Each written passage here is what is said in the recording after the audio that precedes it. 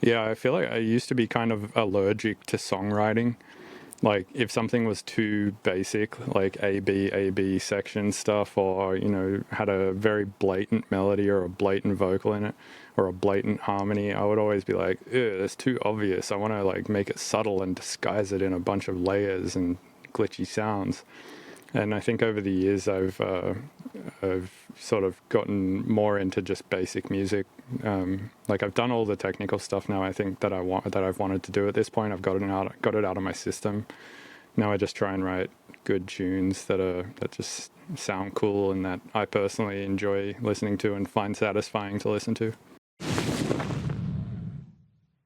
Welcome back to another episode of A Path Unfolding. I'm your host, Jesse Brede. My guest today is Mr. Bill.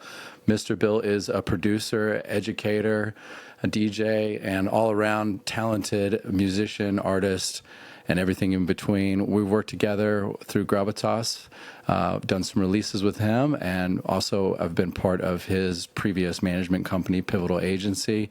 Mr. Bill, welcome to the podcast. Yeah, thanks for having me, man. It's good to catch up with you. I haven't chatted with you in a long time, and yeah, well overdue.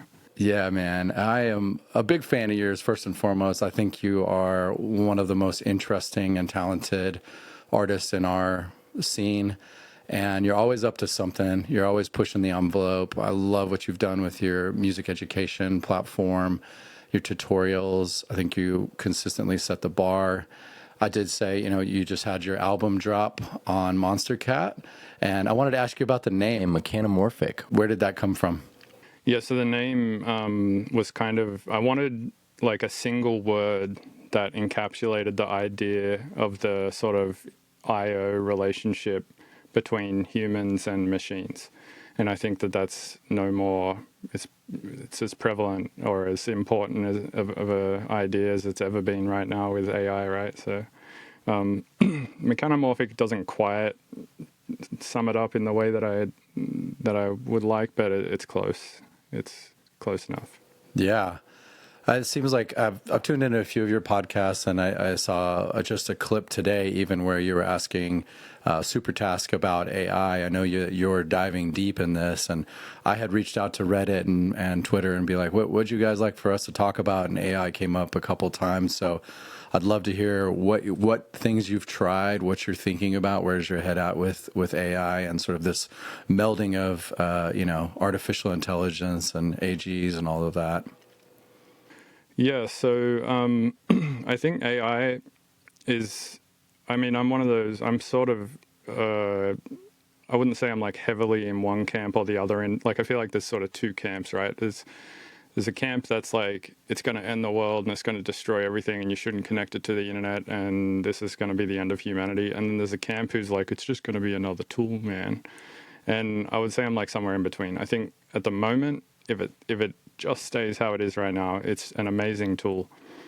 However, we obviously don't know what's going to happen in the future, and it might turn into some, ridiculous thing that completely melts down society as we know it.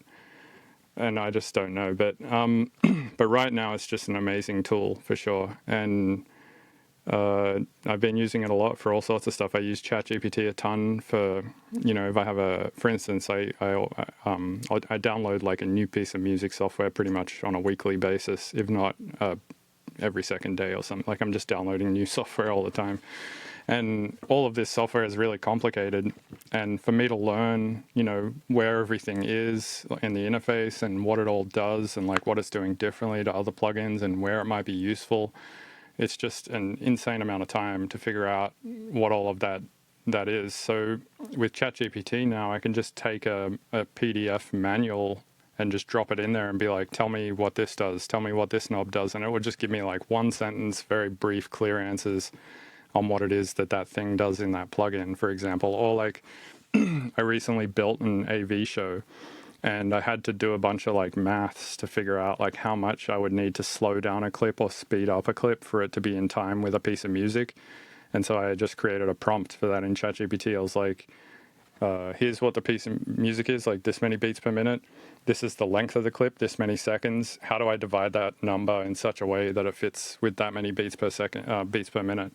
And it was able to like do that math for me really easily. Whereas like for me to do that by myself would have taken a lot longer. So yeah, it's allowing me personally to tackle larger, previously more daunting tasks than now than I could previously.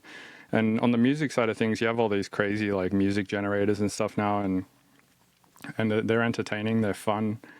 I've definitely heard a few things come out of a few of them that is like seriously impressive music, like just on a face value level, like not even impressive because it's AI, it's just good music in general. And that's kind of scary, but at the same time, every piece of music I've personally generated, I haven't looked at it and been like, sick, let's put it on an album, let's run it, like, because I don't feel that sense of ownership with it. I feel like I need to invest a certain amount of like man hours or people hours into a thing to call it my own and to feel good about putting my name on it and stuff like that. But what I think we are going to see is we're going to see some, like, all of a sudden now everybody is going to have the ability to create video at a level of somebody who's been making video for like 20 years, and that same person is going to have the ability to create music on a level that somebody like me who's been making music for a long time can, and they're going to have the ability to write code as good as somebody who's spent their entire life writing code. And it's like when you put that amount of power in one person's hands, like what kind of combinations can you come up with then? It's insane. And so I think we're going to, like in the art world at least, we're going to see these cool like mashups of like people building their own software, creating their own like AV shows, creating like crazy mashups of music that they've generated from a bunch of different models and stuff like that. And I think, yeah, it's just going to change the way that art is made. And just like synthesizers and computers made it possible for one person to make an entire piece of music themselves on a laptop, I think this is going to make it possible for a single person to produce an entire like insane AV show or something like that just on their laptop, or produce run an entire insane tech company that solves a problem on a single laptop without any employees and stuff like that. I think that's what we're going to see is just the amount of power, the amount of time it takes for somebody to do something is just going to be drastically reduced, and because of that, the creations hopefully will be much more insane and awesome.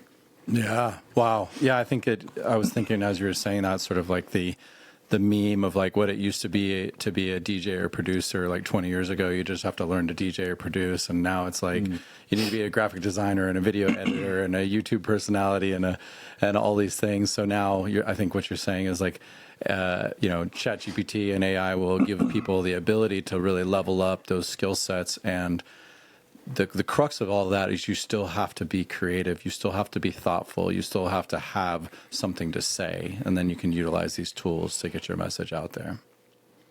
Well, you don't have to. I mean, just like there is now with music, there are people who will just take loops off Splice, put them in a project and render it out and call it a day.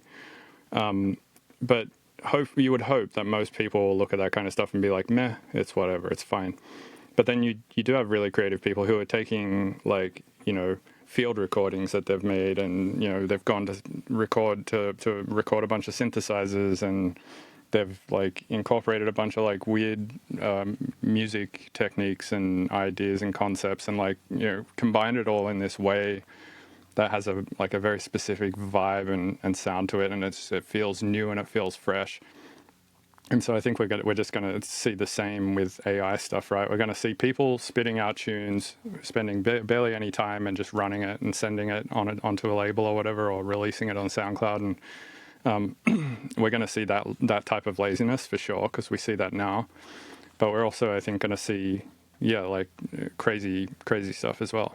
Yeah, I think on the good end of the spectrum, we'll see people really flex their muscles.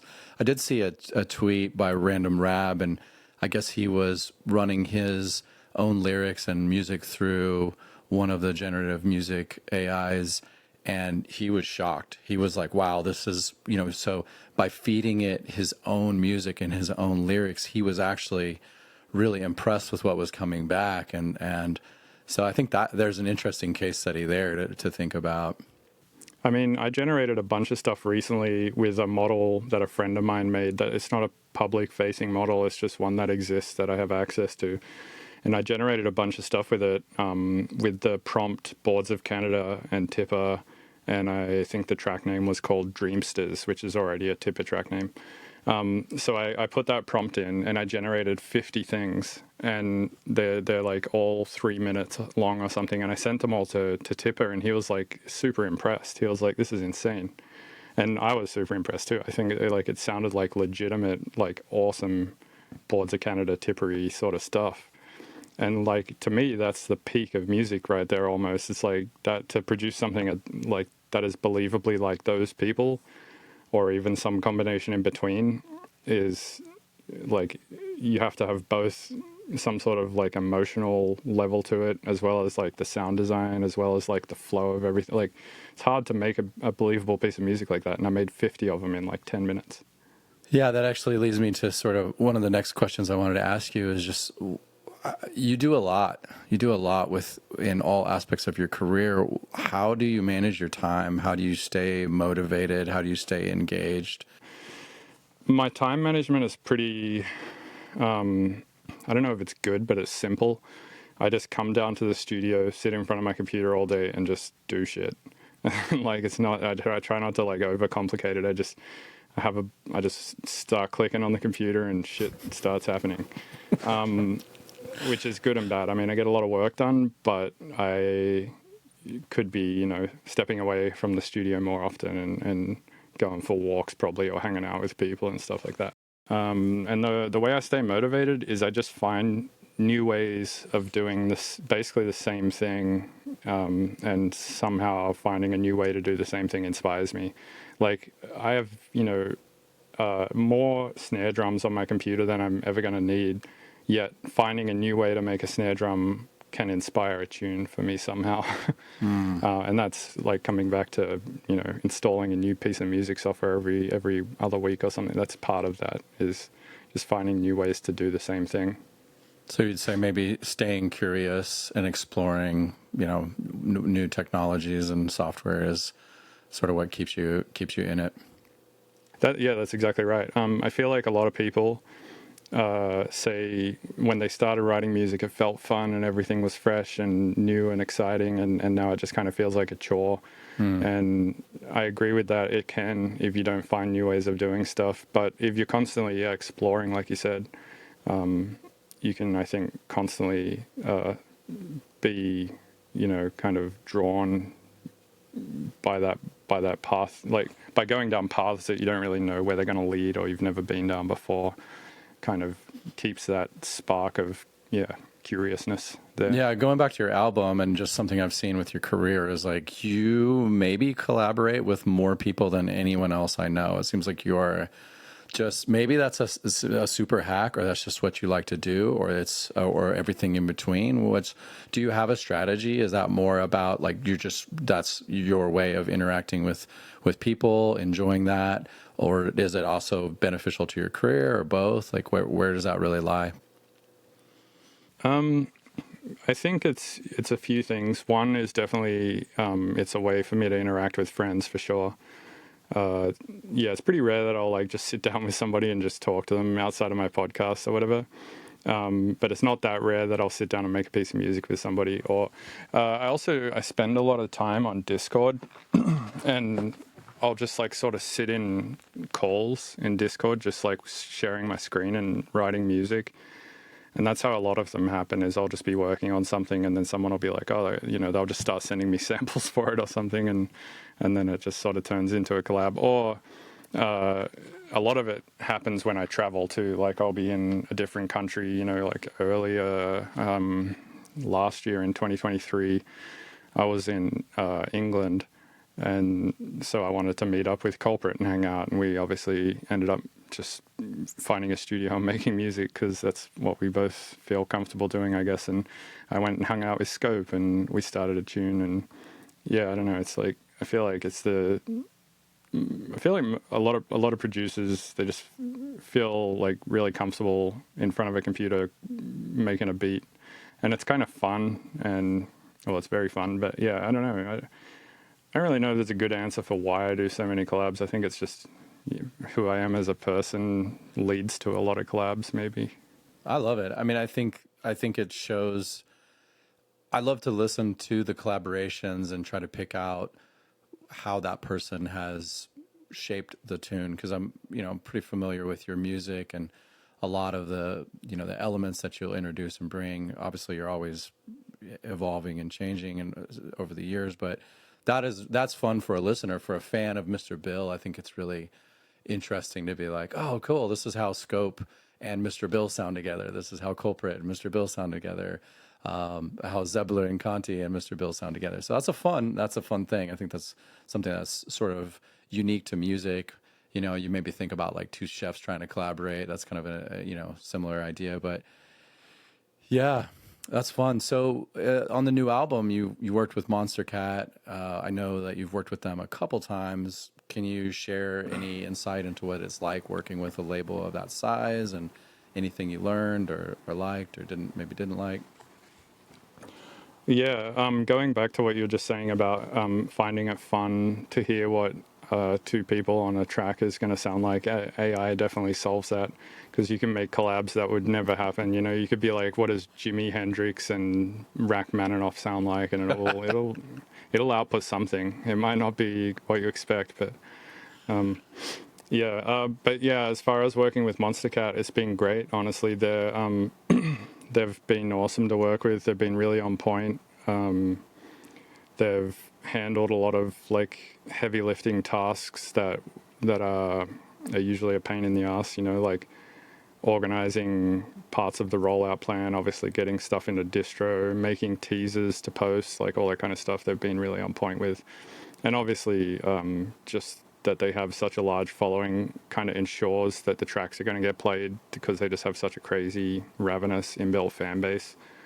And they've also been really good with getting stuff on playlists. Like I noticed more tracks on this album have been playlisted than any other album I've ever put out.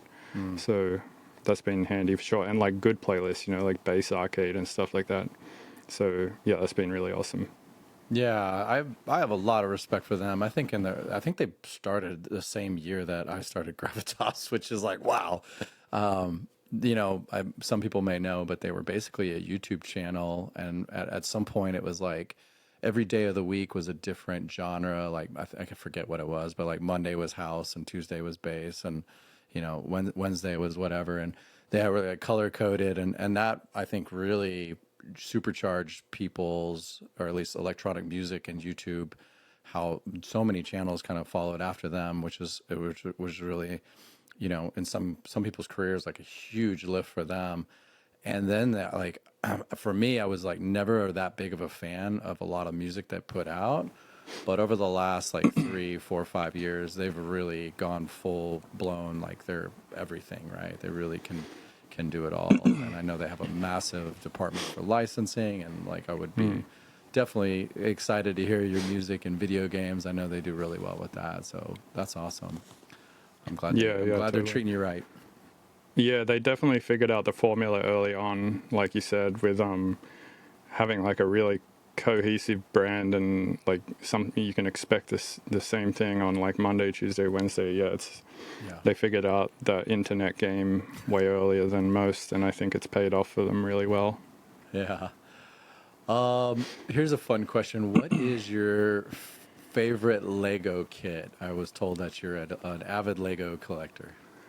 Yeah, so I went through like a big ketamine addiction over the pandemic, and then I ended up going to rehab for it. And so now all my rider has on it is guest passes for friends, LaCroix pure sparkling water, and Lego. And I don't get the Lego every time, but I get usually the passes and the water every time. But I have so many fucking Lego sets now, it's crazy. I like honestly should probably take Lego off my rider at this point. It's like I've got like I look at all the unbuilt Lego sets and I'm like, man, I got like some work to do here. That's stressing you out now.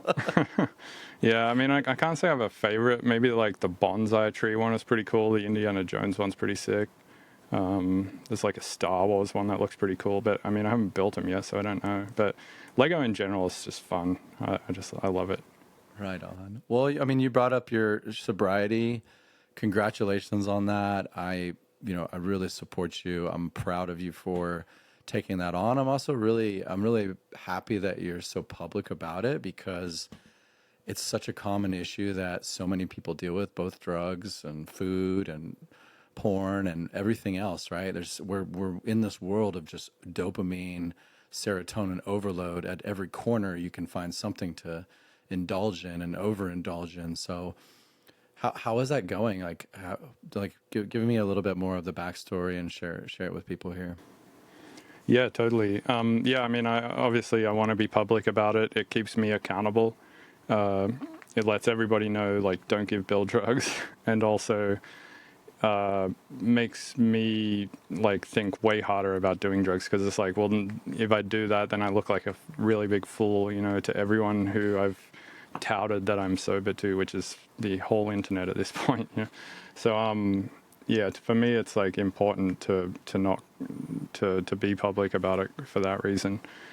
In terms of like the sort of journey of it, I basically was a beer drinker for a long time, which we've drank beer before together, and used to be super into beer when I was living in Colorado and Australia. So I just drank every day for a long time. And then I moved to San Francisco at the start of 2020, and the place, or sort of the group of people I was hanging around there, nobody drank, but everybody did ketamine. So I started sort of feeling weird about drinking around people, because like it felt sort of like outed in that, not like you couldn't drink, but like it wasn't the thing to do there. Like ketamine was the thing to do, at least around the people I was with. So I started doing that regularly, and then the pandemic hit, and then I got sort of more into doing that. And then it became a problem, and then I was like, all right, I got to stop this shit. So I stopped. And then most of the pandemic, I was like completely sober. I was mountain biking every day. I was like staying fit. I was like getting super into chess, baking, like all this shit, doing podcasts a lot, streaming a lot. Most of the pandemic was good. But then my first show back, the UNS Festival, I got some ketamine there, because I was like, festival, get high. And I knew I shouldn't have done it, but I did it anyway. And then from there, it just became a real problem again. I bought some off the person at the festival to take home, started doing it at home a lot. And then just that guy who I met there, he lived actually pretty close to me.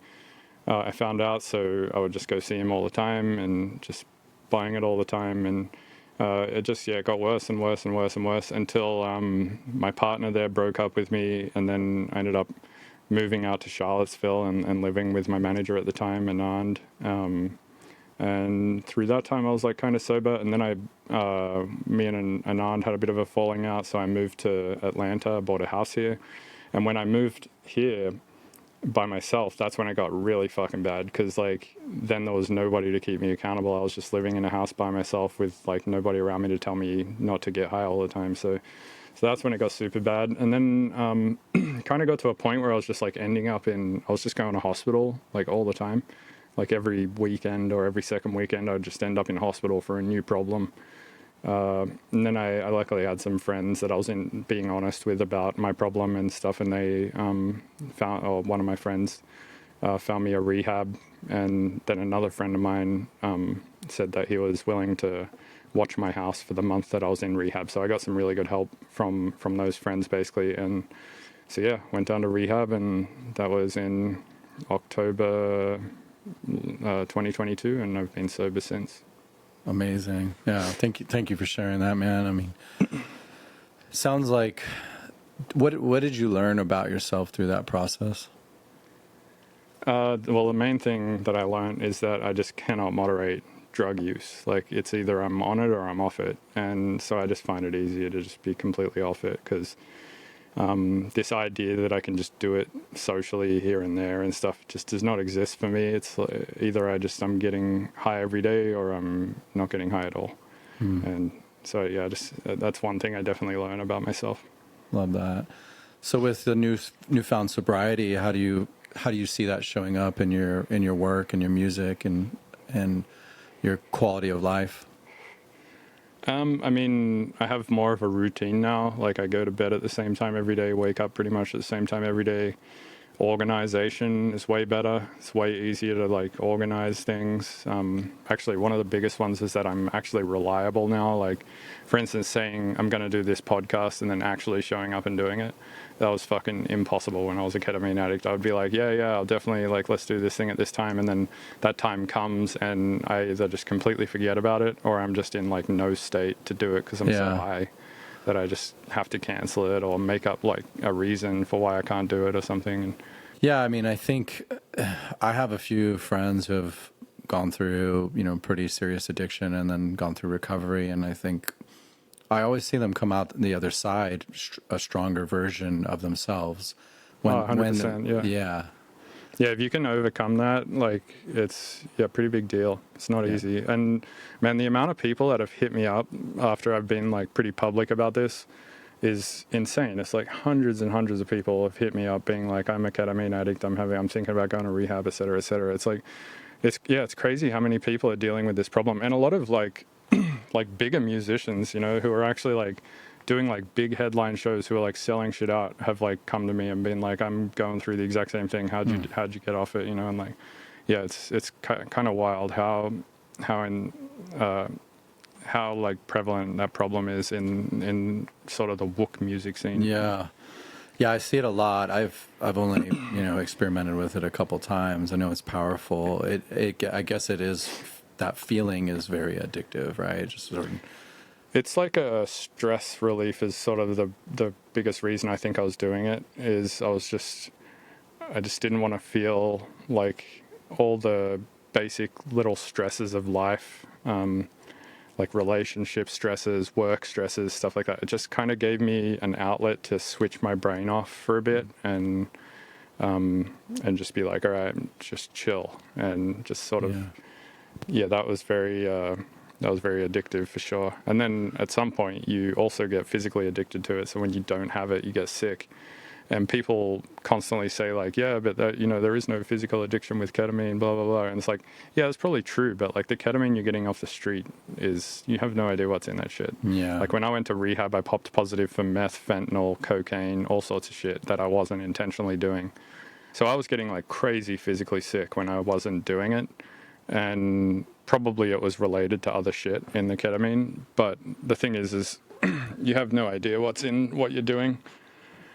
So anyone who wants to claim like, ketamine doesn't have physical addiction stuff, it might not, but like the likelihood that you're doing ketamine is also so low at this point. It's like likely 2F-DCK or 3-MeO-PCP or DCK or something like it's most likely not ketamine. Wow. Well, like I said, I'm glad you're sober, man. I think the community at large really values what you contribute, and I think we're all excited to see you continue. Appreciate that. Yeah. I think one of the things you talked about, I guess for me, as you were saying that, was like, I've always, known you to be incredibly intelligent and very analytical. You think deeply about that. And as an artist, I think you feel deeply. Do you think that contributed to the stress? And we don't have to go back into the drug use, but I think that can be such an overwhelming thing for people in general in the music industry, in the creative arts industry. There's so much to tackle on the business side as you have success, plus just the act of creating. I think I see you as someone that's just like hyper intelligent, and I think even sometimes you said that maybe you're on the spectrum of some neurodivergent. How do you feel like that plays into the career at large and all the work that you do? I mean, I think ultimately it depends. I mean, it's got good sides and bad sides, right? Like I think on one side, being somebody who's like extremely focused on like details and theoretical stuff in music and all, and like the technical side of things, is really good if you want to make producer fans. But maybe not so good if you want, a larger fan base of just like sort of regular people, because they don't care about that stuff really. They just care about like music and vibes and stuff like that. So I think it's good for some things like say making a sample pack or building a website or developing a VST with a company. Like it's really good for that kind of stuff. But selling out 1,000-person cap rooms all over the country because people want to come and feel like they're partying with somebody who's like vibey and cool, maybe not so good for that. Yeah, I can see that. I mean, I think your music over the years, I've heard you introduce more vocals and melody and harmonies, and I think you found this cool way to weave that into your very glitchy, hyper edits and all of that. I think that's been a cool evolution on your end. Yeah, I feel like I used to be kind of allergic to songwriting. Like if something was too basic, like A B section stuff, or had a very blatant melody or a blatant vocal in it, or a blatant harmony, I would always be like, ew, that's too obvious. I want to like make it subtle and disguise it in a bunch of layers and glitchy sounds. And I think over the years I've sort of gotten more into just basic music. Like I've done all the technical stuff now. I think that I've wanted to do at this point. I've got it out of my system. Now I just try and write good tunes that just sound cool and that I personally enjoy listening to and find satisfying to listen to. Nice. How did you get connected with the Infected Mushroom guys? So that actually, so I was connected originally with this dude named Shahaf who writes music under the name Freedom Fighters, who is another Israeli psytrance guy. And somehow he got in contact with Infected Mushroom and they said, we want to do a collab. And for some reason, he was like, I want Bill to be involved. I have no idea why. I asked him about it last time I seen him and he was just like, I don't know, it just felt like the move. And I was like, all right, fair enough. So we did that collab together. That one was called Freedom Bill, and it was on Infected Mushroom's More Than Just a Name album. And then from that's how we got in touch. There was like a group chat started about that collab, and so therefore I was like in touch with them. And then they just, we just kind of started chatting after that. Erez would hit me up regularly and send me new versions of plugins that he was working on to test and, stuff like that. Because he also runs a plugin company called Polyverse. And so I guess that's how that relationship started. Then they hit me up like a year later or 2 years later to work on a track for their 25-year anniversary album. So we worked on that. That one was called Billy on Mushrooms. And we did part of that in person, actually. I was in LA for a show and I went to Erez's house and we worked on that in person. And then I started a track that was completely different to the collab that was released on my album, and I sent it to them, and then they changed it a bunch, and I changed it a bunch, and we just did that one mostly online. But yeah, it's kind of funny listening to the original version of that song now. It sounds like nothing like the released version. You got rid of everything that it started with, and it turned into a totally new song. Pretty much. Yeah, the only thing that's left is like this background layer, like this ARP layer or something. Oh man, that's funny. And you had mentioned your VST, so it's Slap. Is that related to them, the guy you mentioned with the VST company, or is that on your own? That was with a company called Yum Audio. So no, that's not related to Infected Mushroom. That Yum Audio, a plugin developer company, like 3 or 4 people from Germany. They make some pretty fun VSTs. That one came about because I released a tutorial about replacing transients on snares or kicks or whatever, and they hit me up being like, we could make a VST that just does that. And I was like, awesome, yeah, let's do that. So yeah, we made a VST that just does the exact thing that I made a tutorial on how to do. Love that. Another one from Reddit was asking about your relationship with Duncan Trussell and the I believe you scored like some of the show or a movie that he did. No, I didn't score anything that I have scored a movie, but it wasn't anything related to Duncan Trussell. But my relationship with him is I met him through Freddie Todd. Somehow Freddie Todd did a podcast with him and got introduced to him through, I don't know, I think it was Twitter maybe, like he just started tweeting at him or something. Nice. And then he did a podcast with him, and then I just hit up Freddie and I was like, yo, I love Duncan Trussell, can you like introduce us? And so he did, and then Duncan already knew about my music and was interested in chatting with me. So yeah, we ended up doing a couple of podcasts. He's been on my podcast. I think I've been on his twice now, or maybe 3 times. And yeah, he's an awesome dude. I love chatting with him. He's definitely a very open book, I would say. Yeah. I think that Soma Toast tried to buy something from him. They both live near Asheville. And like Duncan was like trolling Mark through like Craigslist or something. It's like the most random. And then he looked up, he was like, I think this is Duncan Trussell's house. And I don't know. I mean, he just seems like such a character. Yeah, it seems like some shit he would do is like just randomly troll someone on Craigslist for no reason. So the second part of the question was, what's your favorite Adventure Time character? Adventure Time. I honestly don't really know Adventure Time that well. But if I had to pick, it'd probably be James Baxter. Okay. I don't know it that well either. But wait, is James... So I don't even know if James Baxter is a character or if it's just something that a character says, but that's the first thing that comes to mind because I've sampled that in a tune before. Okay. Oh man, that's a good one.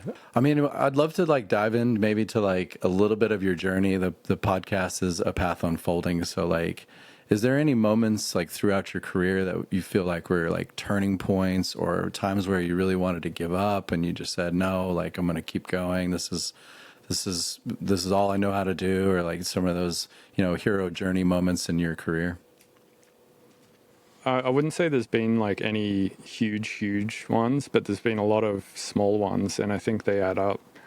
Like a few that come to mind is I did this massive tour in 2016. It was like 35 shows in a Sprinter van with like 6 other people, and the entire tour gross was like 30 grand or something. So it was ridiculous, like what we were trying to pull off with the amount of money, and it was so uncomfortable and so stressful and so tiring that at the end I definitely felt like I wanted to just quit music altogether, but I just eventually was like, I'm just not going to do that specific type of tour ever again. That's ridiculous.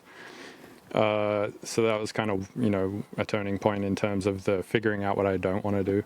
And then there's just been like a lot of small sort of little points which are monumental in the moment, and in reality they just end up being a small factor that adds to the journey. One being like, for instance, the introduction to Infected Mushroom, another one being like, Deadmau5 getting in contact with me via Twitter and doing a collab with him, and another one, meeting Ganja White Knight way back in the day when they were kind of the same size as I was, and we were doing co-headline shows, and then them blowing up and having me like open for them at Red Rocks and stuff like that.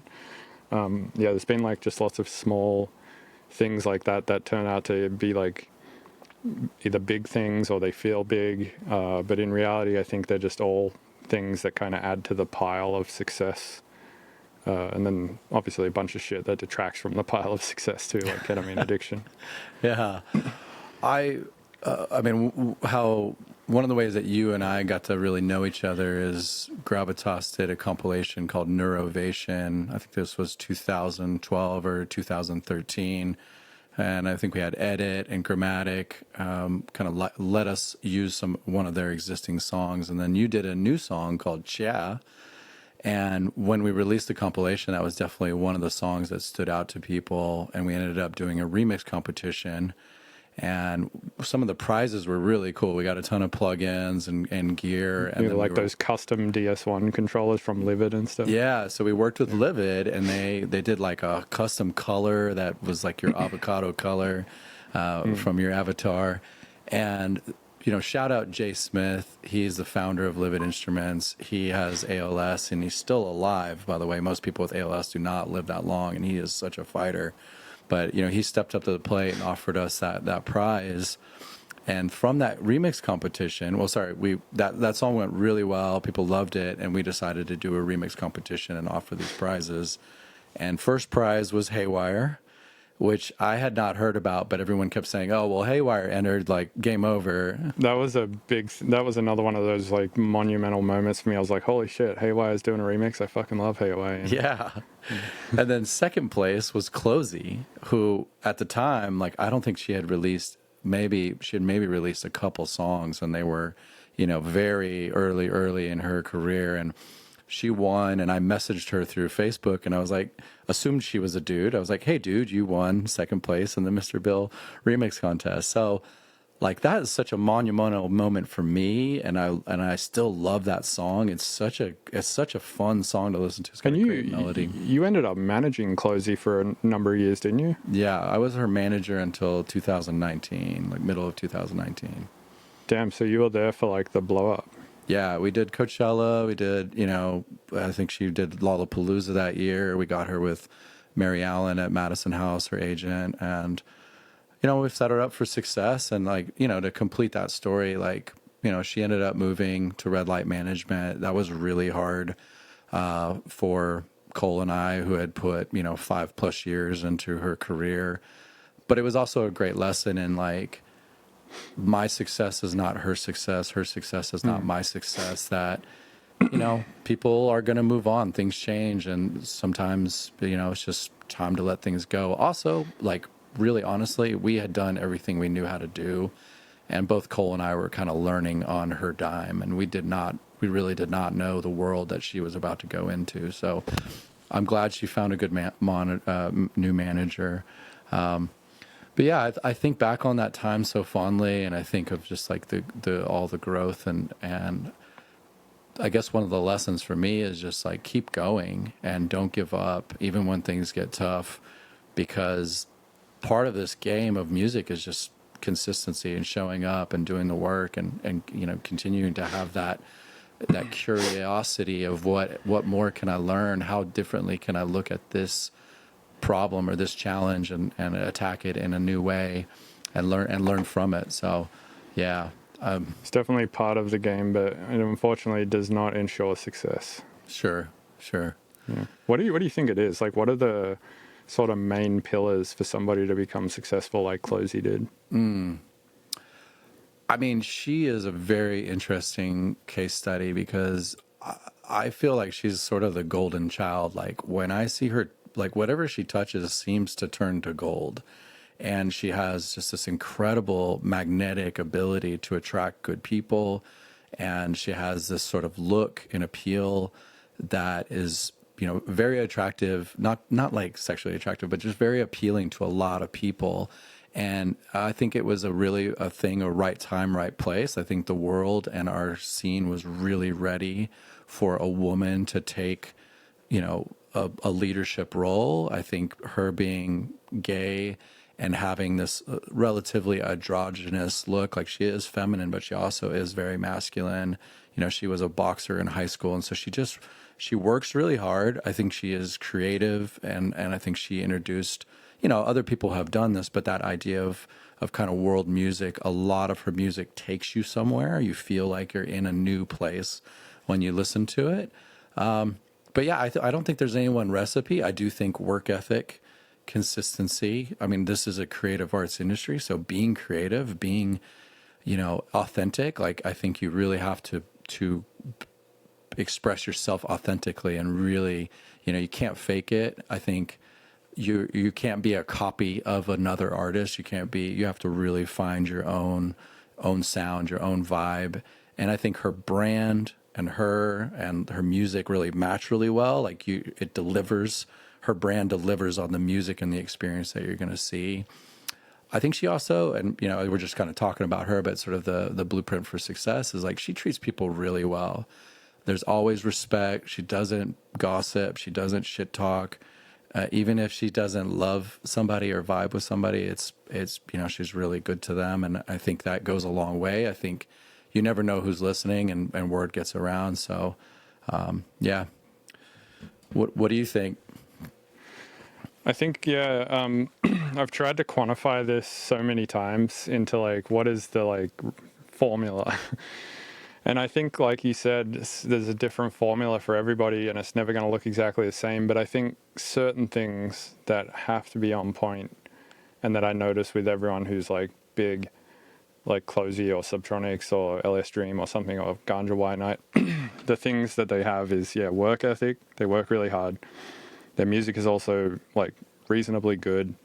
They have a really good team, really good agent, really good manager. They have like good branding. Like they pair with a good artist. Their social media game is strong. Just all these kind of things. And it's like if you, I think, have one of these things that is really good and the rest aren't good, it's not going to work.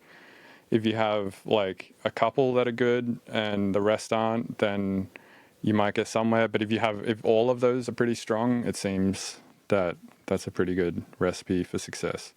Like, there's some people out there who have like insane music, but their socials are shit. They have like a shitty team or no team. They like, don't have a very strong brand, anything like that, but they've got amazing music. It usually I don't see that working out. Whereas if somebody has like just okay music, but then they also have a pretty decent team, pretty good socials, pretty good agent, all this kind of pretty good branding, all that kind of stuff, it seems to do a lot better than if. And then also, what is really good music anyway is subjective. Almost, actually, I will say, pretty good music can be seen as like insane music if you just like package it the right way too.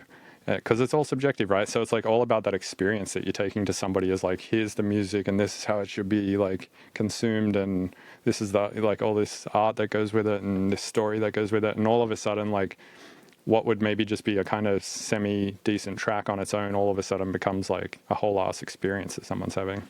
Yeah, I was going to say, I think where that person lives, like you moved to America, she moved to America.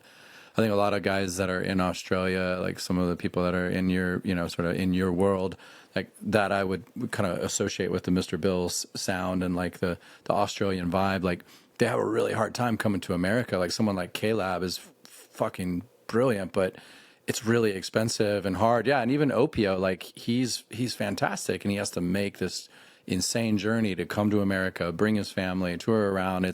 It's really difficult. So that was something with Chloe where we were like, we think you should move to America. And she really, really, really did not want to. And then when she got with Red Light Management, eventually she made the decision to move to America. And I think that really, really helped her. And I think going back to what you were saying too is the experience of the show and seeing someone live, I think that really makes fans, right? You have to tour and you have to leave people like wanting more at the end of the day. And there is this hype, right? You were kind of hitting on that a little bit of like the package and, like having people like want to see you again because the visuals or the lasers were insane. I think that's something that obviously Ganja White Night and Subtronics and, Bass Nectar and all of these people have invested millions of dollars into making their shows like spectacles. Mm. Or if you yourself are insane, right? Like sometimes you go to a show and like the visuals may not necessarily be the coolest, the music may not necessarily be the coolest, but the person is like insane. Yeah. Like Little Texas, for example. Like I'm not saying his music's not good or his visuals aren't good. I haven't never been to a show of his. They might be amazing, but I can see how people would even just come back for him because he's so fucking crazy. Yeah, such a personality. I think I was just the stage manager at the Moon stage at Texas Eclipse Festival. And Zen Selector, like watching her, I could tell that people in the crowd were like, this woman is a force of nature. They couldn't take their eyes off of her. And I mean, she's dropping great songs, but people will remember she's like conducting the sound with her. And you're like, what is it? Oh, wow. I always find it, her sets are funny because she plays like deep 140 shit, which to me is kind of like, head bobby sort of like chiller shit, but she goes so hard to it. It's so funny. Yeah. But I love it. Yeah, it's amazing. And she has a really good social media game. So That was really interesting. Yeah, there's a lot to talk about there. I did want to ask about sort of another moment in our history was we did a record with you and your collaborator Electricado, which some people maybe not even know about that project. So I suggest everybody go check that out. There's some amazing tunes on there. And we had another record queued up, and I think that's when you met Dead Mouse, and then you ended up releasing on Mousetrap. Will you remind me how all that came about and sort of what it was like to work with him? I don't fully remember how the whole thing came about with the record going on Mousetrap, but I remember that Dead Mouse just hit me up on Twitter once and like started tweeting at me. So I messaged him. I was like, "Yo, big fan of music," and then he like gave me his Skype, and we just started like chatting on Skype a bunch. And yeah, from there we worked on some music together. He also was like, "Yeah, you're welcome to release on Mousetrap whenever." So I was like, that seems like it would probably be a good opportunity. So ended up releasing a couple of Electricado things on there, and I think I did a Mr. Bill album with them as well, maybe even two. Yeah. And yeah, I mean that's basically how that came about. Dope. You went to his house, right? Yeah, so I was going to Toronto to hang out with Andrew Huang, the YouTuber. And when I landed in Toronto, it just occurred to me that like, oh shit, Joel lives here. So I like texted this number that I didn't even know was necessarily his number. I just like had it in my phone. I can't even remember how I had it in my phone. But I like texted it. I was like, yo, I just landed in Toronto. If you want to hang out, let me know. And he like instantly texted me back and was like, yes, let's hang out. So I like Andrew Huang picked me up and I was like, we're going to Dead Mouse's house. And so we went to Dead Mouse's house and hung out for the night. And yeah, it's an amazing house, really cool spot. Dope. He's like, you know how he has a giant cube that he does shows out of?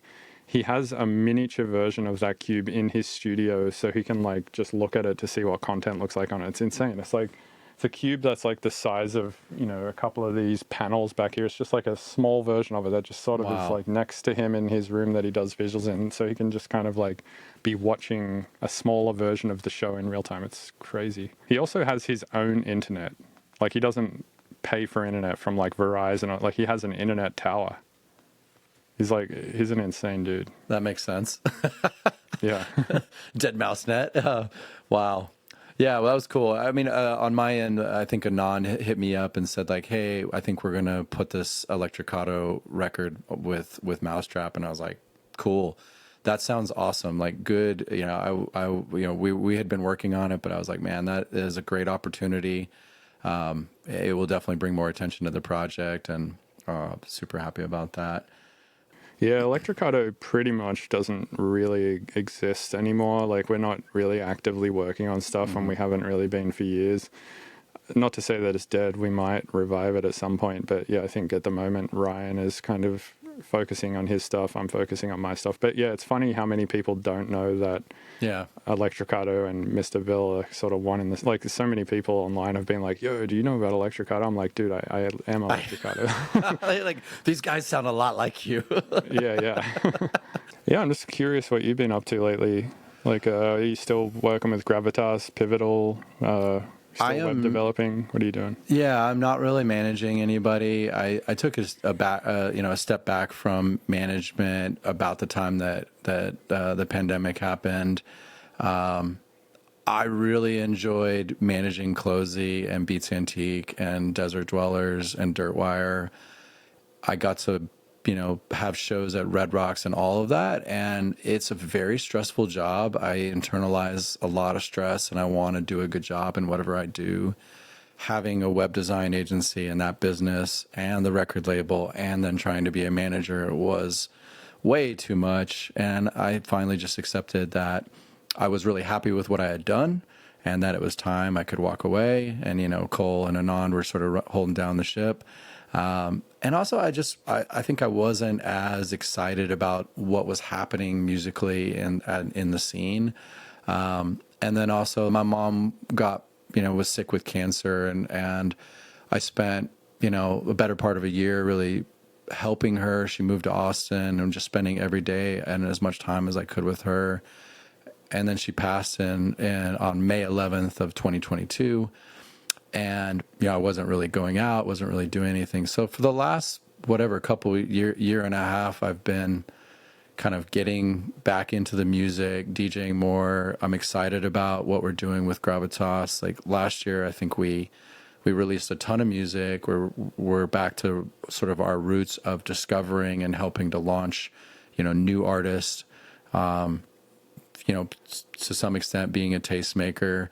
It's hard. It's very competitive. It's, the landscape of releasing music as a label is always shifting. And, luckily we've been really early on people like you, Closey, Of the Trees, 100 Drums, Angara, Ahi, the list goes on. And so I think we've done really well, and the label is in a financially stable place.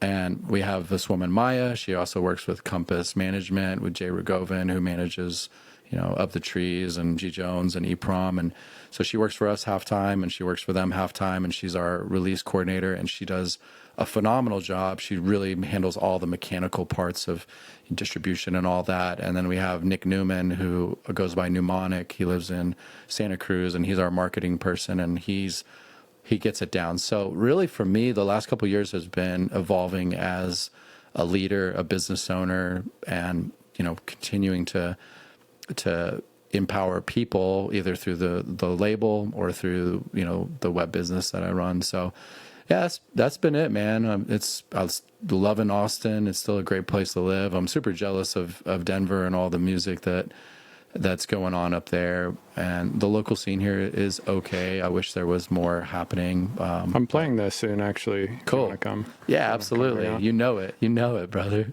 Are you 40 yet? I am 43. Yeah, I feel like this is what happens is people through like their 20s and 30s do like way too much shit and then figure out what it is that you can remove. Like you hit 40, like I'm 36 next week or something, and I'm starting to like hit that point where I'm like, I cannot do too much. Like I'm doing too much shit. Yeah. So it's like I'm starting to sort of think about like, all right, what are my ideals? What do I really love doing? What's important to me? And trying to balance that with what also makes money, and where can I, land in my 40s and have a stable sort of life where I'm not like killing myself by just not sleeping and working 20 hours a day. And so I think that's a pretty like standard path that a lot of people in capitalism societies take.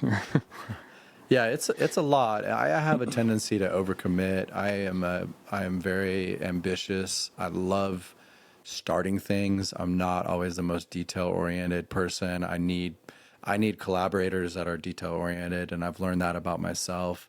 I definitely am like a leader and somebody that likes to motivate and take on sort of the financial responsibility of something, the getting it going and fueling it.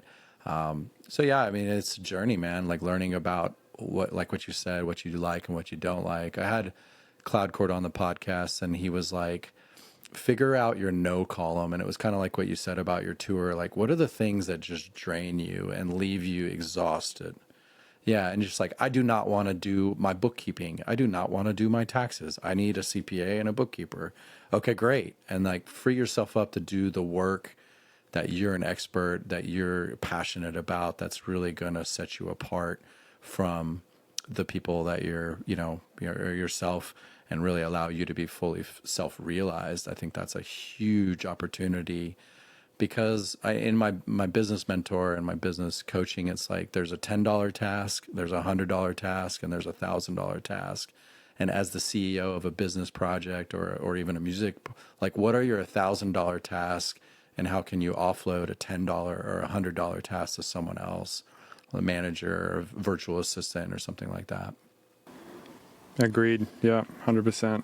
What episode of the podcast is this, by the way? That's a good question. I think we're on 15. I think there's 10 out right now. And yeah, I'm really enjoying learning. I mean, I love your podcast. I really like that it's not like it's not formal, but you're just really just jumping into conversations and having really interesting thoughts. So yeah. Totally. Yeah, I'm trying to like pick out the things that you won't find in other interviews, basically. Yeah. trying to like dig slightly deeper below the shallow, like, oh, so you're on tour right now type stuff. Yeah, same here. I mean, it's like there's a million of those, and it's not evergreen. It's not time. It's very timely. There's not a lot of lessons there, and some of it is just not super relatable. I think people want to see themselves in the guests and learn from the guests and see inside their world and yeah, I think it is a practice in asking good questions and a practice in listening. And there's a lot, right? There's a lot to do. And while you and I are talking, I'm thinking about, okay, how does that relate to this, or what would be a good next question? So yeah. Awesome, man. Well, yeah, I appreciate you having me. This was a great chat. Absolutely. Yeah, It's man. good to Well, catch thank up. you, brother. And I will definitely see you when you come to Austin. And lots of love. Congrats on the new album. And we'll catch up soon. Cheers, man. All right.